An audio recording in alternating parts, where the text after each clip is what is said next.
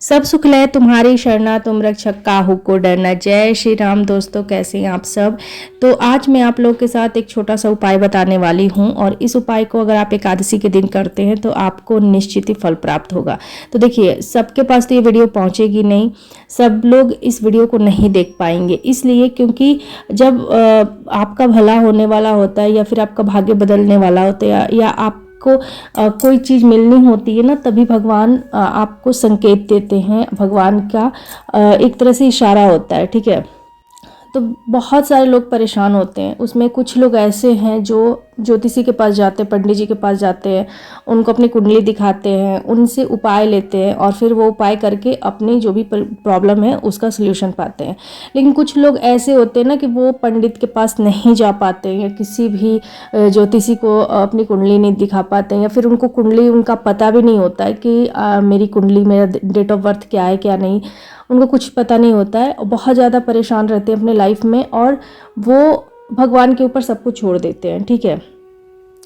तो भगवान तो खुद आके उनकी प्रॉब्लम को सल्यूशन देंगे नहीं। जैसे आपने ज्योतिषी को बताया अपनी प्रॉब्लम या फिर उनको अपनी कुंडली दिखाया प्रॉब्लम और उस प्रॉब्लम का सल्यूशन उस ज्योतिषी ने, उस पंडित ने दिया आपको। ऐसे तो भगवान के सामने आप जाके रो रहे हो, भगवान की अपनी सारी प्रॉब्लम बता रहे हो, भगवान तो खुद आके आपसे बोलेंगे नहीं ना कि आप ये करो, आप ये वैसे करो, आप यहाँ जाओ, आप ये उपाय करो। नहीं, आपको भगवान क्या करेंगे, भगवान आपको संकेत देंगे। भगवान आपको किसी न किसी रूप में कोई ना कोई ऐसी चीज़ें आपके सामने लाएंगे ना कि आपको लगेगा कि हाँ, ये भगवान का इशारा है, ये भगवान ऐसा, मतलब भगवान की वजह से ये सारी चीज़ें हो रही है।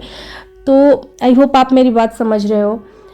तो देखिए, जब आपके सामने कोई वीडियो आती है तो कहीं भगवान का इशारा होता है, क्योंकि भगवान खुद तो आके बोलेंगे नहीं, या तो आपको वीडियो के थ्रू बताएंगे या फिर कोई आकर आपको आपकी प्रॉब्लम का सलूशन दे जाए कि हाँ अरे यार परेशान हो तो आप ये करके देखो। तो इसी तरह से भगवान मतलब आपकी हेल्प करते हैं। तो ये वीडियो भी अगर आपके सामने आई और आप इस वीडियो को अब तक देख रहे हैं तो कहीं ना कहीं भगवान की ही मर्जी है और वो चाहते हैं कि आपकी प्रॉब्लम सॉल्व हो जाए और आप ये जो मैं इस वीडियो में उपाय बताने वाली हूँ आप वो करें और आपकी सारी प्रॉब्लम सॉल्व हो जाए। मैंने भी बहुत सारे हनुमान जी से जुड़े हुए उपाय करे हैं और मैं अभी भी करती हूँ। और सबसे पहले ना आपको विश्वास रखना होगा, क्योंकि कोई चीज़ भी ना बिना विश्वास की नहीं होती। अगर हम किसी से रिलेशन बनाते हैं, मतलब मान लीजिए कोई भी हो, रिलेटिव्स हो या फिर दोस्त यार हो, तो हम उन पे विश्वास रखते हैं कि हाँ यार वो हमारा काम ये कर देंगे। तो ऐसे ही आपको भगवान से भी एक रिश्ता बना के रखना होगा, ठीक है।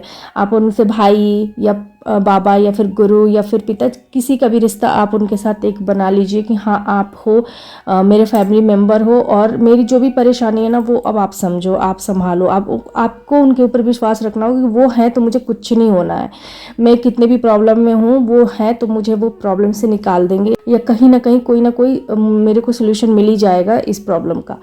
तो एक तो आपको विश्वास रखना है, दूसरा आपको बस हनुमान जी के उपाय जो मैं बताती हूँ वो करते जाना है, आपको ज़रूर लाभ होगा। क्योंकि मैं भी करती हूँ और मुझे बहुत सारी चीज़ें हनुमान जी की वजह से मिली हैं और मैं हमेशा उन पर विश्वास रखती हूँ कि आगे भी वो मेरी सारी प्रॉब्लम सॉल्व करेंगे। तो चलिए बताते हैं आपको उनसे जुड़ा हुआ एक छोटा सा उपाय।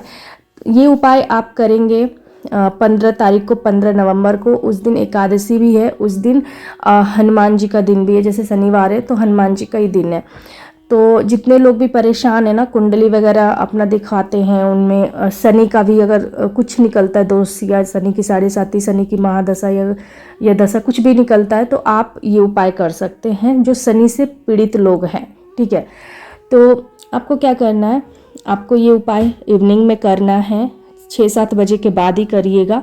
और सबसे पहले आपको नहा धोकर, शुद्ध होकर, मतलब नहा नहीं सकते, जैसे देखिए बहुत जगहों पे ठंड का मौसम है तो नहा नहीं सकते हैं, तो आप हाथ पैर धो के कपड़े चेंज कर लीजिए, जो आपने दिन भर कपड़े पहने हुए हैं उसको।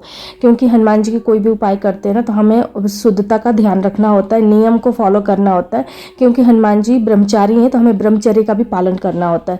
तो शुद्धता जितना होगा उतना ज़्यादा हमारा ये जो उपाय है वो तुरंत रिजल्ट देगा, ठीक है। ज़्यादा इफ़ेक्टिव होगा। तो आपको नहा धोकर या फिर कपड़े चेंज करके शुद्धता के साथ आपको अपने पूजा रूम में बैठ जाना है। आसन बिछा के रेड कलर का आप आसन ले लीजिए और हनुमान जी के समक्ष एक दीप प्रज्वलित कीजिए, भोग प्रसाद रखिए।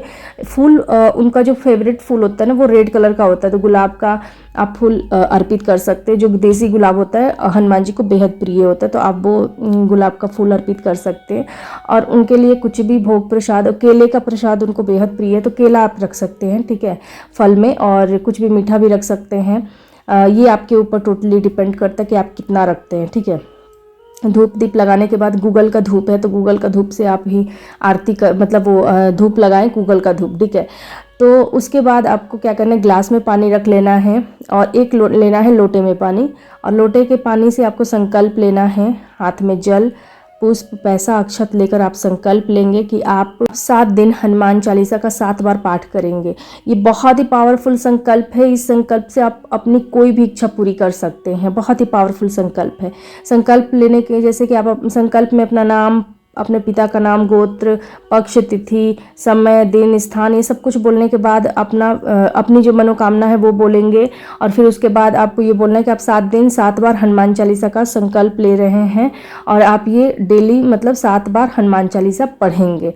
और इस तरह से बोलते हुए वो जो जल है वो हनुमान जी के चरणों में आपको छोड़ देना है। और हाँ, ये सब उपाय करते समय हनुमान जी के फोटो के साथ साथ आपके आपके मंदिर में हनुमान जी के साथ साथ राम दरबार का भी फोटो होना चाहिए, ठीक। उसके बाद आपको गणेश जी की वंदना करनी है, यानी कि ओम गं गणपते नमः, गणेश जी का आराधना, उनका ध्यान करना है। एक राम नाम का माला करना है, राम स्तुति का पाठ करना है, फिर 7 बार हनुमान चालीसा पढ़ना है, बजरंग बाण पढ़नी है और फिर आपको हनुमान अष्टक का पाठ करना है। फिर लास्ट में आपको कपूर की आरती कर लेनी है।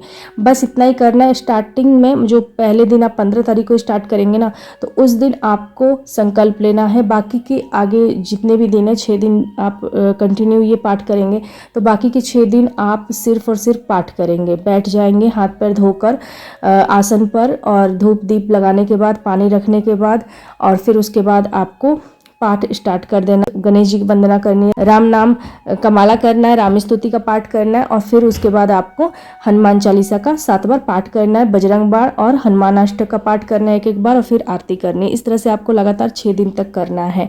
और पानी का क्या करें, तो पानी आपको डेली हटाना है। जो संकल्प वाला पानी है ना, वो तो आपको पहले दिन संकल्प लेने के लिए लेना है लोटे में पानी, और डेली आप लेंगे, चेंज करेंगे पानी को लोटे वाले का, ठीक है। उसको प्लांट में डाल देंगे, फिर नया पानी ले लेंगे अगले दिन। और जो ग्लास का पानी उसको आपको डेली पीना है संकल्प पूरा होने के अगले दिन। जैसे मैंने बताया आपको इवनिंग में ये संकल्प लेना है और नेक्स्ट मॉर्निंग में आपको वो पानी पी लेना है। प्रसाद जो है वो आप सबको दीजिए अपने फैमिली में, और फिर आप भी ले लीजिए। उसके बाद अब आपको क्या करना है, जैसे कि ये संकल्प मैंने आपको बताया, इसके दौरान आपको नियम जरूर फॉलो करना है। आपको मांस मंत्रिका नहीं लेना, जैसे कि नॉनवेज वगैरह नहीं लेना है, शराब वगैरह नहीं लेना है, और क्या बोलते हैं, प्याज लहसुन का भी त्याग करना है।